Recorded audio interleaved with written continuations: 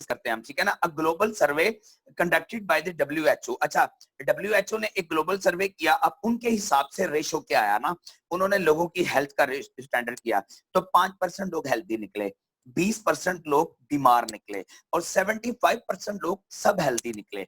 अब मजे वाली बात क्या है, जो 5% जो 20% बीमार है ना, ये क्रॉनिक डिजीज के पेशेंट हैं, ठीक है। और खतरनाक बात यह है कि आज से कुछ अरसे पहले ये रिसर्च थी कि दुनिया में 15% लोग बीमार थे और 80% लोग वो थे जो कि नीम बीमार थे। हुआ क्या, उन नीम बीमार लोगों ने अपनी सेहत का ख्याल नहीं रखा, तो हुआ क्या, वो बेचारे भी बीमारों की सफ में जाके खड़े हो गए। सर अब कहानी समझें क्या है, इस वक्त हम जो 75% लोग हैं ना, तकरीबन उसमें इस स्टडी में जो 100 लोग आते हैं ना, तो इसमें ये हम सारे लोग नीम बीमारी की शर्त में आते हैं, नीम बीमारी की सूरत में आते हैं कि हम लोग नीम बीमार लोग हैं।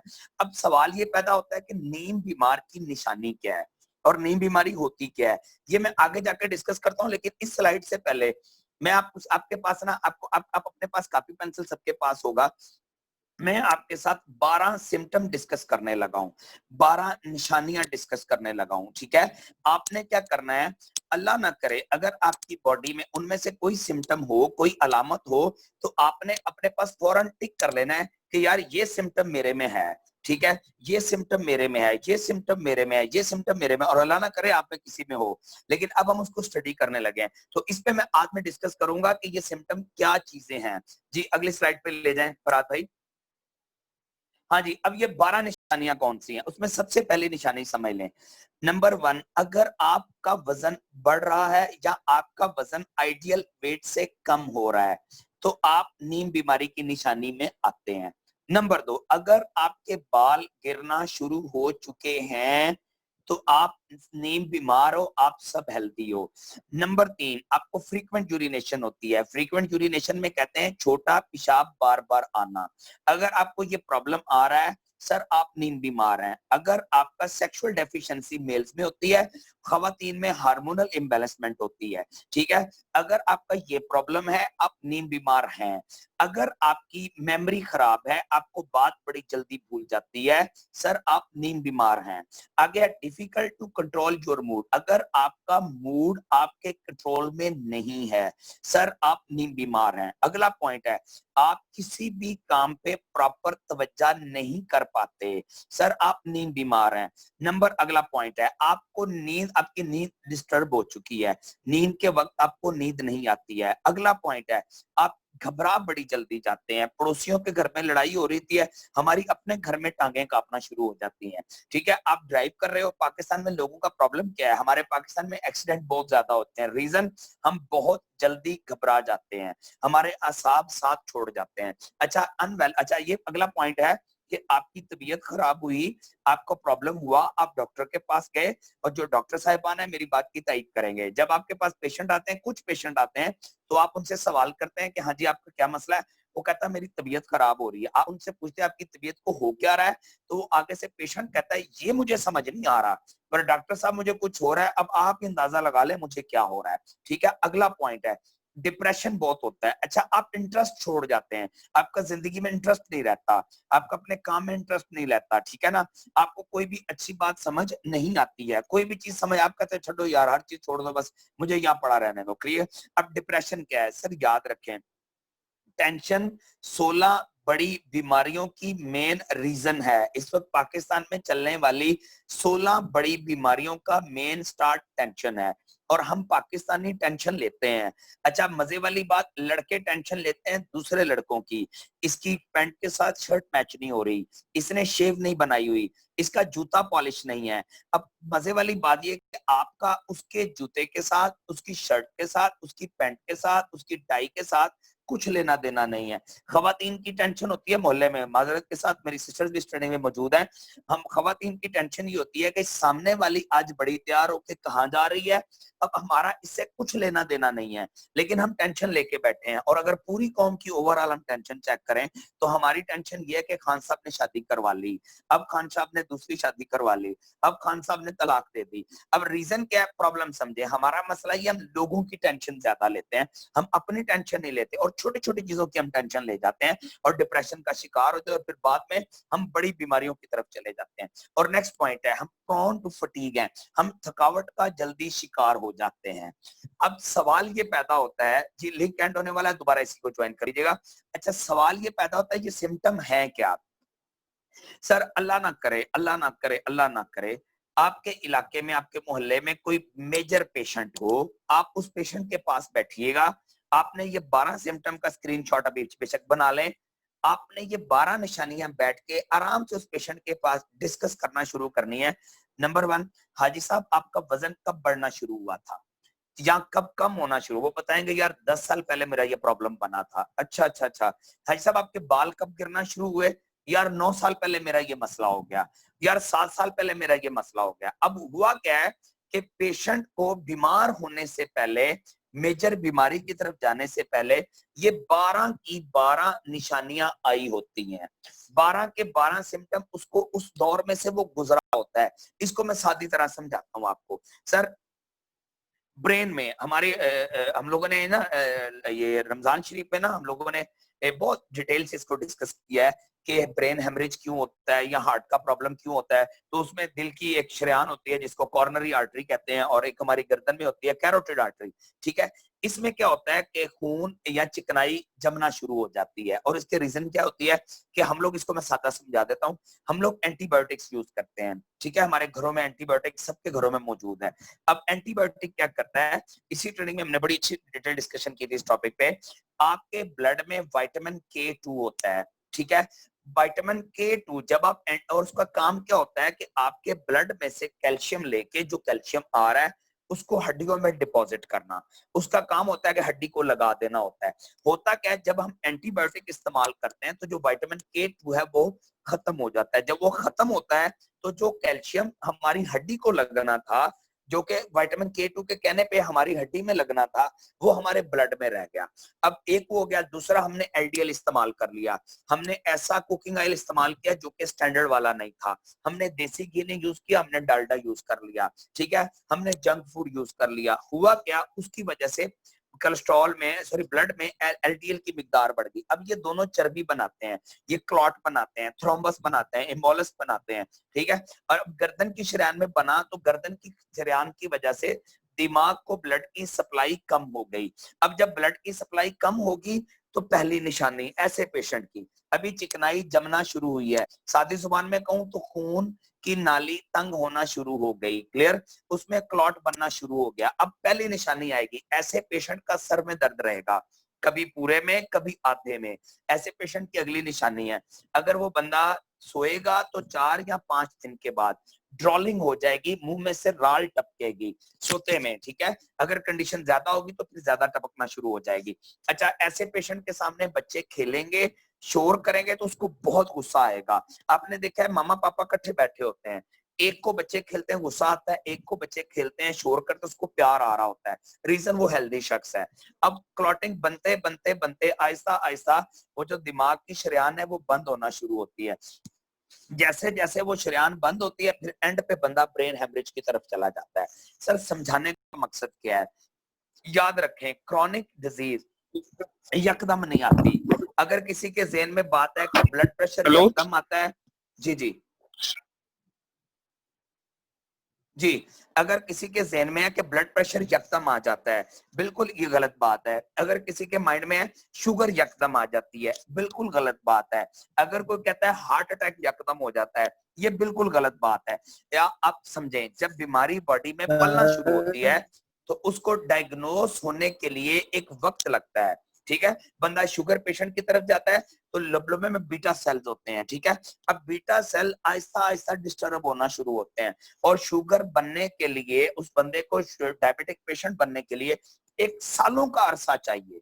यकदम नहीं होता कि रात को बंदा सोया सुबह उठा तो सुबह की आवाज ही बंदा डायबिटिक पेशेंट हो गया, ऐसा कभी नहीं होता। सिर्फ कहानी समझिए, अल्लाह पाक का, मुझे जो, मैंने इन चीजों को स्टडी देखता हूं तो मुझे समझ आती है, अल्लाह पाक का इंसान पे करम ये है कि जब जिस्म में कोई खतरनाक बीमारी पलने लगती है तो बॉडी सिम्टम्स देती है कि यार फौरन अपनी एहतियात करना शुरू कर दो, फौरन अपनी एहतियात शुरू करो। और हम लोग क्या कहते हैं, अच्छा सर में दर्द हो रही है, डिस्प्रिन खा लो, अल्लाह अल्लाह ते खैर सल्ला। चलो अब 1 से आराम नहीं आ रहा, चलो 2 शुरू कर लो। अब 2 से नहीं आ रहा, चलो 4 शुरू कर लो।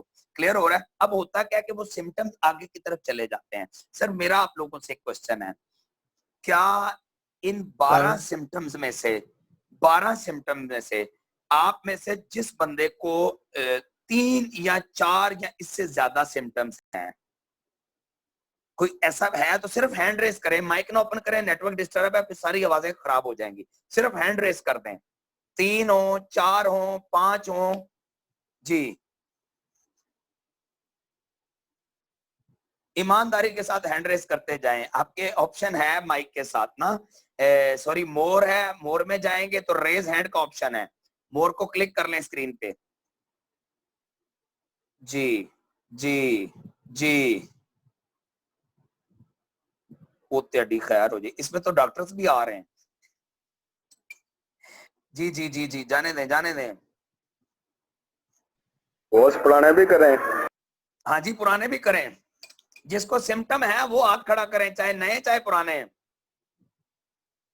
हम लोग बहुत इंपॉर्टेंट टॉपिक डिस्कस कर रहे हैं।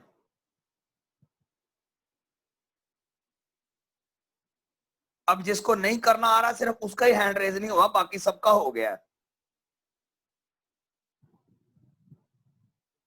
अच्छा चले ऐसे कर लें, ये 4 वाले तो बहुत ज्यादा है ना।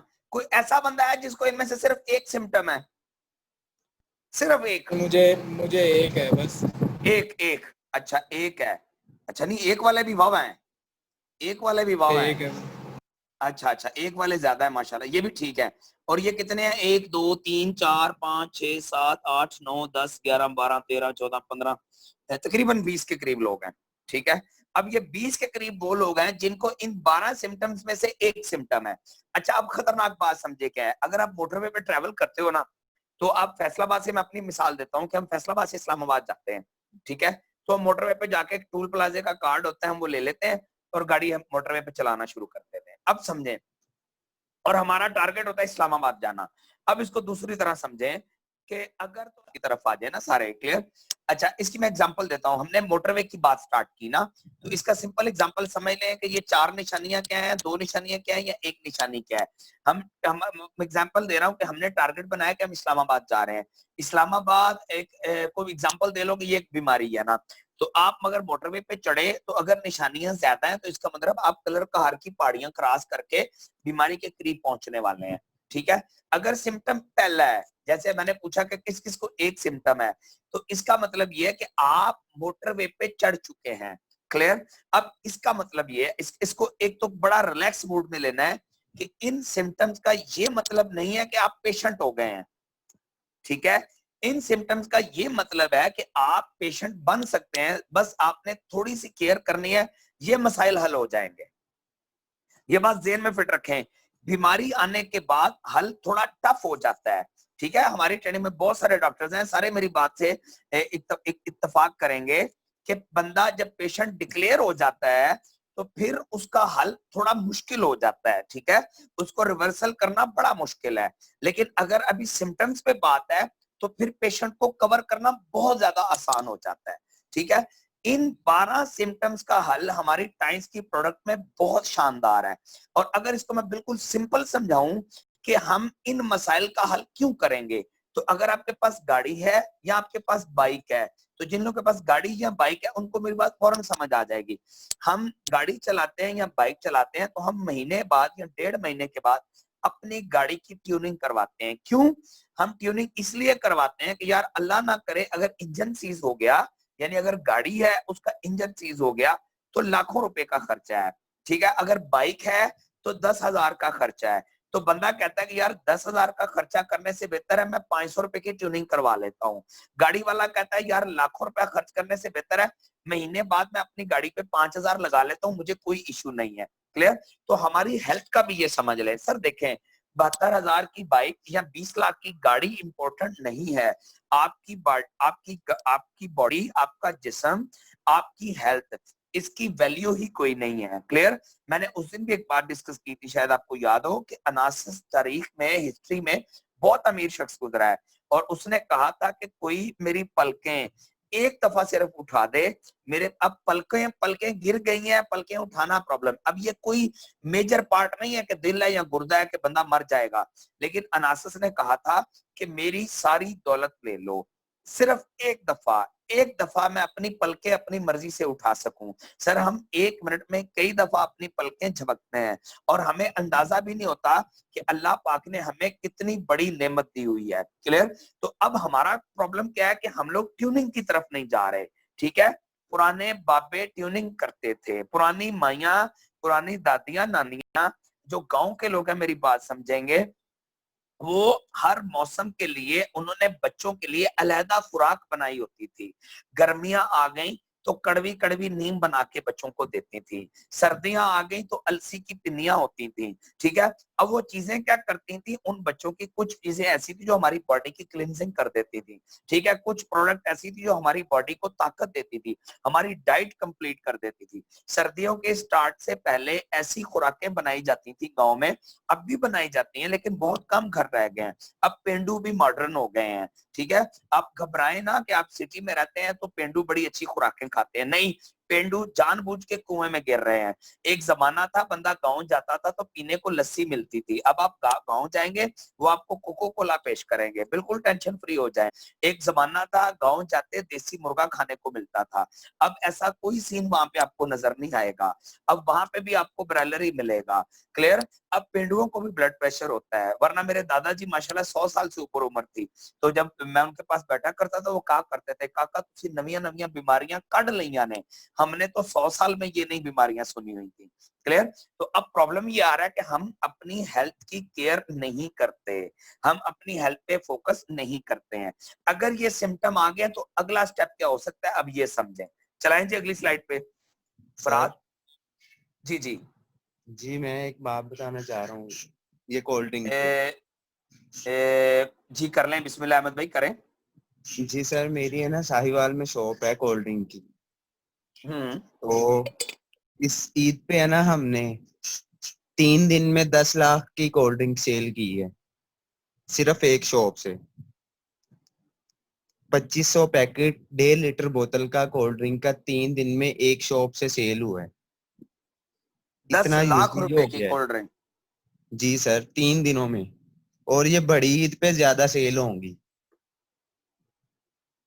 यार अब मैं इस पे क्या क्या डिस्कशन करूं। और अल्लाह ऐसी पाक की सर करम। साहिवाल में ना ऐसी मेरे हिसाब से कोई 100 दुकानें हैं हमसे बड़ी वाली। अल्लाह हमारी कोई रहम इतनी करे। बड़े चले लेवल पे नहीं है दुकान। वो ना अहमद भाई, मैं गया, मुझे ना हमारे दोस्त हैं डॉक्टर साबिर ना, उनकी एक फैमिली है, बड़े जिम्मेदार टाइप फैमिली है, बड़े ना। तो वो मुझे कहते हैं कि यार उनकी सारी फैमिली को हेल्थ के इश्यूज हैं, तू जो हेल्थ की ट्रेनिंग करवाता है तो रश भाई मेरे साथ चलो। हम लोग उनके गांव चले गए ना, झामरा एक गांव है, उसके पास उनका गांव था, हम वहां चले गए। अब वो गांव में नहीं रहते थे, उनका घर जो था ना वो दरिया के किनारे था ना, यानी बड़ा जबरदस्त हरियाली, दरख्त, ग्रीनरी, साइड पे दरिया चल रहा है, उनके अपने जानवर, देसी मुर्गे, बकरे शकरे देसी घूम रहे हैं, और कोई 70-80 उनकी भैंसें बंधी हुई हैं। तो मैं जब सर वहां इंटर हुआ ना, तो मैं दूर से देख के कह रहा हूँ, मैं कहा यार ये कितने खुशकिस्मत लोग हैं, ये जन्नत में रहते हैं। ना गाड़ियों का धुआं, ना कोई हॉर्न, ना कोई शोर, ना कोई पोल्यूशन। मैं कहा यार ये जन्नती लोग हैं ना। मैं अब डॉक्टर साहब से डिस्कस कर रहा हूँ, जब हम उनके डेरे पे जाके बैठे ना, तो अब वो लोग आए, अब डॉक्टर साहब उनके साथ कर रहे हैं और मैं साथ बैठा हुआ ना स्टडी कर रहा हूँ कि प्रॉब्लम क्या है। एक बंदा आया बीमार, दूसरा आया बीमार, तीसरा आया बीमार, सारे मेल भुगत के तो हम उठने लगे। तो उन्होंने कहा नहीं नहीं अभी खवातीन को भी मिलना है, घर भी चले। तो हम लोग चले गए, अब मैं बैठ गया हूँ, अब डॉक्टर साहब चेक कर रहे हैं, पहली खातून बीमार, दूसरी बीमार, तीसरी बीमार, चौथी। मैं बड़ा परेशान कि इतनी साफ जगह पे रह के, जहाँ पे पास गांव भी इनका अपना घर है, इतने बड़े ये जिम्मेदार हैं, इनको ये मसले क्यों हैं। हम लोग तो तरस जाते हैं, हम तो एक दफा हफ्ते में एक दफा मैं गाँव हुआ हूँ ना, तो मुझे 8 दिन बड़ी फीलिंग रहती है कि मैं साफ ऑक्सीजन लेके आया हूँ ना, मैं बड़ा खुश रहता हूँ। मैं बड़ा परेशान, मैं सोचता रहा एकदम मेरे माइंड में बात आई, मैंने कहा हो। मैंने कहा मेरा आपसे एक सवाल है। कहते जी मैं कहा माशाल्लाह पेप्सी शॉक से पीते हैं कि कोक। अब डॉक्टर साहब मेरी तरफ देखना शुरू करिए, बोलना शुरू हुआ है, तो उन्होंने फौरन कहा हम पेप्सी पीते हैं। मैंने कहा माशाल्लाह। तो मैं क्या कितनी पीते हैं डेली? कहते ये लड़का हमारा स्टाफ है, पास वहां जाता है और डेली सुबह एक पेट ले आता है और पूरा पेट पी जाते हैं हम शाम तक। मैंने कहा वेरी वेरी गुड। तो मैं क्या, आप ब्रायलर या चावल कैसे खाते हैं? कहते हैं एक दिन हम ब्रायलर खाते हैं और एक दिन हमारे चावल पकते हैं। अब आपको खतरनाक बात ये समझ लें कि पाकिस्तान में जो चावलों के ऊपर एक पेस्टिसाइड लगता है, स्प्रे लगता है ना, उसका असर 3 साल तक रहता है। एक जमाना था जब पूरे पाकिस्तान का चावल पूरी दुनिया में मशहूर था, अब नहीं है, अब नहीं है। जमाना था चावल फेमस, हम पूरी दुनिया में चावल के ब्रांड थे, लोग डिमांड करते थे पाकिस्तान का चावल आए, और अब ऐसे स्प्रे होती है हमारा चावल पाकिस्तान में ही रह जाता है, और फिर उसके ऊपर इतना जहर लगा होता है वो हम सारे खा जाते हैं। क्लियर? हमारे लिए कोई इशू नहीं है। उन्होंने कहा हम ब्रायलर, एक दिन ब्रायलर खाते हैं एक दिन चावल खाते हैं। मैं कहा वेरी वेल डन। तो मैंने उनसे फौरन पूछा कि हंडी में आप घी कौन सा यूज करते हैं? तो उन्होंने फौरन कहा कश्मीर। तो मैंने उनसे कहा, जब मुझे समझ आ गई तो मैंने उनसे कहा, मैंने कहा ये जो बाहर 80 भैंसें बंधी हुई हैं ये कागज की हैं? उन्होंने कहा ओरिजिनल है। तो मैंने कहा आप इनका दूध क्यों नहीं पीते, आप लस्सी क्यों नहीं पीते, आप देसी क्यों नहीं क्यों यूज करते? अब उनके पास मेरी इन बातों का जवाब नहीं था, तो मैंने उनसे सिर्फ एक जुमला कहा, मैं कहा चूंकि बड़े जिम्मेदार हैं आपकी दुश्मनियां भी होंगी। उन्होंने कहा हाँ, 3 घरों के साथ हमारी पुरानी दुश्मनी चल रही है। मैं कहा काइंडली उनका नाम और टेलीफोन नंबर मुझे लिख के दें। कहते क्या हुआ? मैं कहा मैं उनको फोन करके बताऊं कि आप टेंशन फ्री हो जाएं, ये खुद ही मर जाएंगे जो ये खा रहे हैं, और जल्दी मर जाएंगे। अहमद भाई ये बड़ी खतरनाक सिचुएशन है सर। जी अल्लाह पाक सर। ने ना अब हम टाइम्स वालों पे ना, मैं कहता हूँ हम पे अल्लाह पाक ने करम किया है। हमसे अल्लाह पाक एक बहुत बड़ा काम लेने जा रहे हैं। हम इंशाल्लाह लोगों की जो बैड हैबिट्स है ना उसको छुड़वाएंगे। मेरे बच्चे जिस स्कूल में पढ़ते हैं ना, तो वहां पे एक चीज मुझे बड़ी अच्छी लगी ना, वो हेल्दी फूड और जंक फूड पढ़ाते हैं। तो मेरे बच्चे जब कोई चीज सामने आती है तो पहला सवाल मुझसे पूछते हैं, पापा ये हेल्दी फूड है या जंक फूड है? तो मुझे बड़ा मजा आता है कि शुक्र है यार कोई तो कुछ करना शुरू हो गया है। ठीक है, तो एक चीज समझ लें, अब चूंकि ये ट्रेंड बन गया है और लोग यूज कर रहे हैं, और मजे वाली बात डायबिटिक पेशेंट पी लेता है। आप सर सर मैं आपसे एक बात शेयर करना चाहता हूँ सर। जी मैं बिस्मिल्लाह जी। मैं खैरपुर आकिब मीरर भाई से बोले, हूँ। तो जी मैं खैरपुर मीरर से हूँ। सिंध से। तो लिम्का। जी जी। वेलकम करते हैं आकिब भाई आपको, बिस्मिल्लाह। Thank you sir, thank you sir. Hmm. Sir मैं लिम्का आजकल आम हो गया है, तो हमारे शहर में 2 दिन हुए हैं कि लिम्का लोगों ने पिया था। तो मैं ओके। देखने भी गया था, सिविल हॉस्पिटल है हमारे यहाँ। तो हम्म। तकरीबन 10-12 लोग बेहोश पड़े हुए थे, उल्टियाँ कर रहे थे। तो बताने का ये मकसद अस्तगफुर। है कि आजकल जो लिम्का भी आम हो गया है, तो लोग अवॉइड करें उससे भी, जो केमिकल्स उसमें डाल रहे हैं। हाँ जी आकिब भाई, असल में पता है क्या चीज है, एक से सादी सी समझ सी इस चीज को ना मैं अगले पॉइंट पे डिस्कस करता हूँ, ठीक है ना? बहुत शुक्रिया आपने इन्फॉर्मेशन दी, जजाकल्लाह। और इसमें शेयरिंग किया करें आकिब भाई आप लाजमी। अच्छा, अब ये जी सर निशानियां जी। आ गई ना, तो हम अपने टॉपिक पे वापस आते हैं, ठीक है? अब टॉपिक वरना इधर निकल गया तो हम टेंशन में रहेंगे सारा दिन ना। अच्छा, अब अगर ये निशानियां आ गई हैं तो उसने कहा है कि रिजल्ट ऑफ सब हेल्थ, तो इसका रिजल्ट क्या निकलेगा? Number 1, the pre conditions of chronic and non communicable disease. तो ऐसी बीमारियां, इसके बाद जो अगला स्टेप आएगा वो ऐसी बीमारियां लगने जा रही हैं जिनका हल नहीं हो सकता। Number 2, lower the work efficiency, आपकी काम करने की एफिशिएंसी खराब हो जाएगी। अच्छा, मैं इस जुमले के बारे में कहा करता हूं हमेशा हेल्थ सेमिनार में कि ये जुमला पाकिस्तानियों के लिए नहीं है, क्योंकि हमने कभी टेंशन ही नहीं ली कि अगर मुझे हेल्थ का इश्यू हो गया तो मैं अपना काम कैसे करूंगा, क्योंकि हमें अपने काम की परवाह नहीं है। नंबर 3, हमारा जो लाइफस्टाइल है वो डिस्टर्ब हो जाएगा। क्लियर? अगर हम रात को दूध का कप पी के सोते हैं तो हमें रात को मेडिसिन खा के सोना पड़ेगा। सर अगला पॉइंट है, नफसियाती बीमारियां लग सकती हैं। सर सादी सी बात करता हूं, अगर आपको खुशी में जाके, किसी की शादी में जाके खुशी फील नहीं हो रही, तो इसका मतलब है खुशी के मौके पे खुशी नहीं समझ आ रही, तो आप नफसियाती मरीज बनना शुरू हो चुके हैं। ठीक है? आप, ईद आने वाली है, रमजान शरीफ चढ़ा है, तो मैं ज्यादा लोगों से मिलता हूं तो वो टेंशन में होते हैं कि यार ईद आने वाली है, यार ईद आने वाली है। तो मैं उनसे सवाल पूछता हूँ ईद क्या है? वो कहते हैं अल्लाह पाक की तरफ से खुशी है। मैं कहता जब अल्लाह पाक ने फरमाया खुशी का दिन है तो हमें खुश होना चाहिए। जब हमें खुशी का मतलब समझ आना खत्म हो गया, हमें दुख समझ नहीं आता सर, हमें खुशी समझ नहीं आती, हमें मौका समझ नहीं आता। क्लियर? तो इसका मतलब ये है कि हमारी जो सब हेल्थी कंडीशंस हैं ये अगली तरफ चली गई, अगले स्टेप पे चलेगी। अच्छा, काज बायोक्लॉक डिसऑर्डर। अब ये बायोक्लॉक डिसऑर्डर क्या है सर? कहानी समझे। बायोक्लॉक को पहले एलियोपैथी मेडिसिन नहीं मानती थी, मेडिकल साइंस नहीं मानती थी, लेकिन लास्ट ईयर जिन 3 साइंटिस्ट को नोबेल प्राइज मिला है वो भी बायो क्लॉक को मान गए। अब आपका सवाल है बायो क्लॉक क्या होता है? सर अल्लाह पाक ने हमारी बॉडी के अंदर हर चीज की टाइमिंग फिट की है। भूख का वक्त है, प्यास का वक्त है, नींद का वक्त है। जब आपकी वो टाइमिंग डिस्टर्ब हो जाती है, आप पे खाने का टाइम नहीं है, खास करके जैसे आके भाई सिंध से हैं।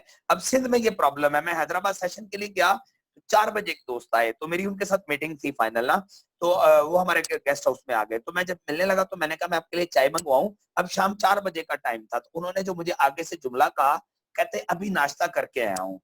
तो मैं उनकी तरफ देख रहा था कि मैंने दोपहर को खाना खा लिया, अब तो मैं रात को भी नहीं खाऊंगा। क्लियर? यानी 4 बजे नाश्ता करके आ रहे हैं। अब इसका मतलब ये कि बायो क्लॉक डिस्टर्ब हो चुका है। तो फिर आप उनके चेहरों पर देखें तो आपको फ्रेशनेस, ताजगी नजर नहीं आएगी। अगला पॉइंट है, आपका लाइफ स्पैन डिस्टर्ब हो जाएगा, आपकी जिंदगी एक प्रॉब्लम में आ जाएगी। क्लियर? सर नेक्स्ट स्लाइड पे ले चलें।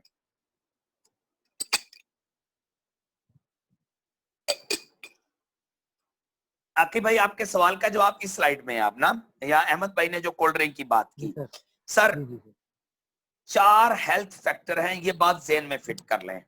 आपने अपनी लाइफ को जबरदस्त रखना है ना, तो मैं आपको 4 मुफ्त के फार्मूले बताने लगा हूं जिन पे आपने वर्किंग स्टार्ट करनी है। ठीक है? उसमें सबसे पहला पॉइंट है गुड इमोशंस। अपने इमोशंस को अच्छा रखें। क्लियर? अपनी फैमिली के साथ खुश रहें, अपने दोस्तों में जाएं तो उनको खुशी फील हो। क्लियर? अच्छा, इसमें एक काम जरूर करें सब लोग, अपनी फैमिली के पास बैठ के, वालिदा साहबा के पास बैठे, वालिद साहब के पास बैठे, अपने बहन भाइयों के पास बैठे और कोशिश करें उनसे अपनी मोहब्बत का इजहार करें। सर मार्केट में इस वक्त पता है आपको कैसे सैंपल नजर आएंगे? आप बच्चों को मिलो, बेटों को मिलो, बेटा कहता है मेरे घर वाले मेरे दुश्मन है। किसी बेटी से मिलो, वो कहती है मेरे घर वाले मुझे लगता है सारे मेरे ही दुश्मन हुए पड़े हैं। और उनके घर वालों से मिलो तो वो कहते हैं हमारा बेटा हमारा दुश्मन है। रीजन क्या है? सर हम अपने जज्बात का इजहार नहीं करते, यानी हम कभी अपने बहन भाइयों को शेयरिंग, सर हम 100 लोग इस ट्रेनिंग में हैं, मैं कहता हूं सर आप मुझे बताएं हम में से किसने कभी, शायद आप में से 2 4 5 लोग हों जो डेली बैठ के अपनी माँ के साथ, अपने अब्बू के साथ, अपनी फैमिली के साथ बैठते हैं, भाइयों के पास बैठते हैं तो उनसे अपनी मोहब्बत का इजहार करते हैं। सर हम नहीं करते, सर हम उन्हें याद दहानी नहीं करवाते। सर समझें हम इंसान हैं। अल्लाह पाक ने कुरान पाक में नमाज का हुक्म कम अज कम 720 दफा दिया। अल्लाह पाक को पता है ये इंसान है, ये बात भूल जाता है, इसको बात बार बार रिपीट करनी पड़ती है। सर मैंने कासिम अली शाह साहब की वीडियो देखी ना, शाह साहब मेरे बड़े फेवरेट हैं। शाह साहब की मैं वीडियो देख रहा था तो शाह साहब कहने लगे कि मैं ना अपने वालिद साहब को मिला ना, कहते मैं घर बैठा हुआ, आपने देखा है आजकल के बच्चे बड़े फ्रैंक होते हैं मामा पापा के साथ ना, मामा पापा को ओ नहीं यार पापा, मेरे बच्चे कहते हो नहीं यार पापा, ऐसी बातें भी कर लेते हैं मेरे साथ। ठीक है? तो शाह साहब कहते हैं कि मेरे बच्चे मेरे साथ आए तो मुझे हक करें, मुझे जफ्फी डालें, मुझे बड़ा कहते हैं यकदम मेरे जेहन में आई बात। कासिम शाह साहब कहते हैं यार मैंने तो अपने पापा को कभी भी जफ्फी नहीं डाली हुई, कभी हग नहीं किया हुआ, कभी मैं उनके गले नहीं लगा हुआ। तो शाह साहब कहते हैं कि मेरे दिल में आइडिया हुआ तो मैं चला गया। तो कहते हैं मेरे वालिद साहब बैठे हुए थे तो मैंने जाके आराम से कहा कि काम है, उन्होंने कहा हाँ जी। तो अब जो पुराने जमाने के अब्बे ना, जो आज से पिछले थोड़े से अब्बे चले जाए, वो थोड़े हिटलर टाइप पापे थे ना, यानी अगर मेरी एज के लोग हैं तो आपको मेरी बात फौरन समझ आ जाएगी।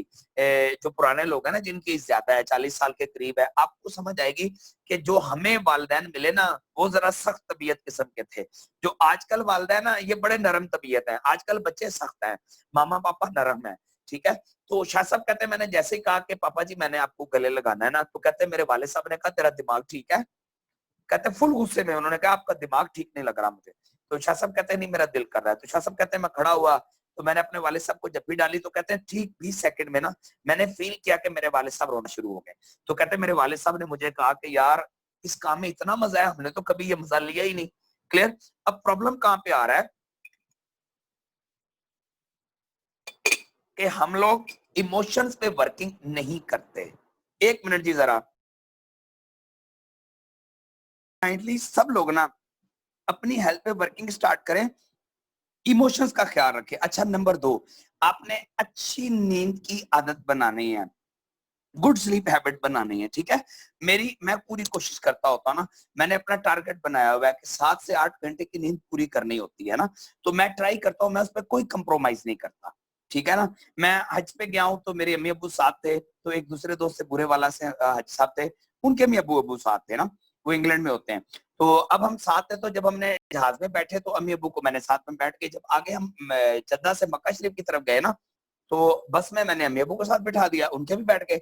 तो उन्होंने मुझे इशारा किया कि राशिद भाई हम इकट्ठे बैठे, मैंने कहा आप मेरे साथ आ जाए। उनका ज़हन था हम बातें शातें करेंगे ना, तो मेरी आदत है कि मेरी ट्राई होती है कि ट्रैवलिंग में ज्यादा कोशिश करूं, सो जाता हूं, नींद पूरी करूं अपनी। तो मैं ना फौरन सो गया। मदीना जब हम जद्दा शरीफ पहुंचे तो उतरे, तो हम अपने अपने चले गए, हमने हज स्टार्ट किया। अब मदीना शरीफ का सफर स्टार्ट हो गया। अब उनका ज़हन था कि जब हम मदीना शरीफ की तरफ निकलेंगे ये गपशप लगाएंगे, तो फिर वही सीन हुआ, वो मेरे साथ बैठे, मैं फिर सो गया। मदीना शरीफ पहुंच के मेरी आंख खुल गई। तो वापसी पे हम निकले ना जब, तो मैंने कहा वाजिद भाई आ जाए भाई साहब, इकट्ठे बैठते हैं। उसने कहा यार मैंने आपके साथ नहीं बैठना। मैंने कहा हुआ क्या? कहते यार आप तो सो जाते हो। तो मैंने उनसे कहा, मैंने कहा ऐसा मैं अपना टारगेट रखता हूँ कि मैंने अपने दिन की नींद, अपनी जो 24 घंटे की नींद है वो अच्छी तरीके से पूरी करनी है। क्लियर? तो सर इस पे कोई कंप्रोमाइज ना किया करें, इमोशंस अच्छे करें, नींद अपनी पूरी करें। अच्छा अगला पॉइंट है, एक्सरसाइज लाजमी करें, वॉक जरूर करें। क्लियर? अच्छा और आखिरी पॉइंट है, अपनी डाइट का ख्याल रखें, अपनी डाइट का ख्याल रखें। अच्छा खुराक कैसी लेनी है, इसको मैं सादी लफ्जों में खत्म कर देता हूं बात को। याद रखें, खाएं वो जो अल्लाह पाक ने आपके लिए बनाया है।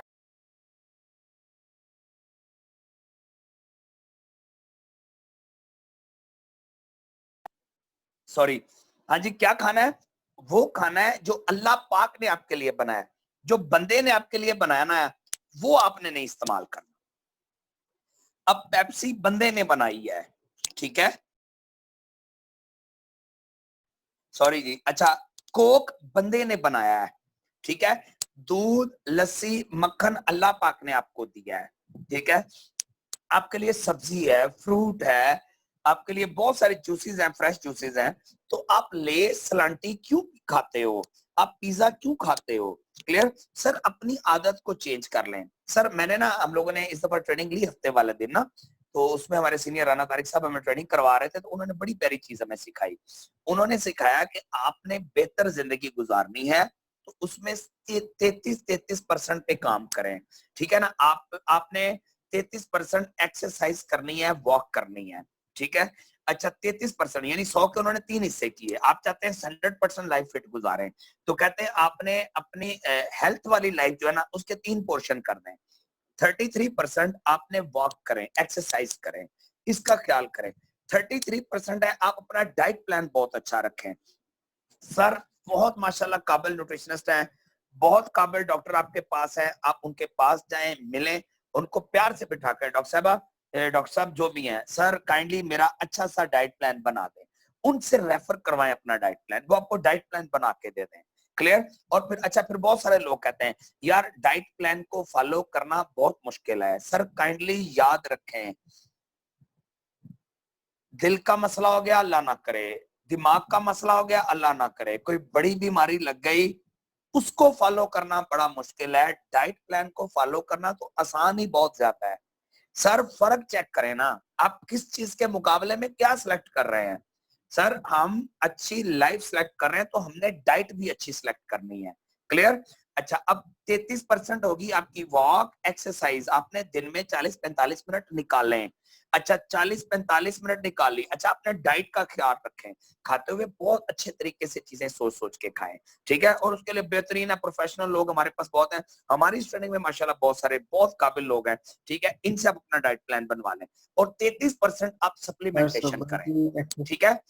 सुबह की एक्सरसाइज करना इंसान सारा दिन सही रहता है। ऐसे ही है, बिल्कुल हसनैन भाई आप ठीक कह रहे हैं, ठीक है ना। अब हम लोग कर क्या रहे हैं सर, हम लोग पता क्या करते हैं, हम लोग सब चीजों को लेके नहीं चलते ना। हम या तो सिर्फ एक्सरसाइज को पकड़ लेते हैं, या हम डाइट को पकड़ लेते हैं, या हम सप्लीमेंटेशन को पकड़ लेते हैं। अब सारी चीजों ने मिलके काम करना। अगर हम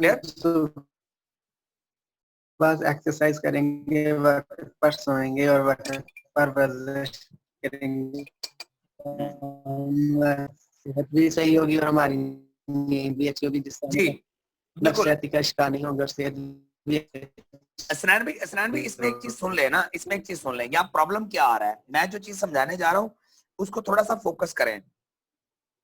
आपकी हेल्थ पे 3 चीजों ने काम करना है, 3 चीजों ने, 3 सेक्शन है, 3 तरफ से आपको मेहनत करनी पड़ेगी।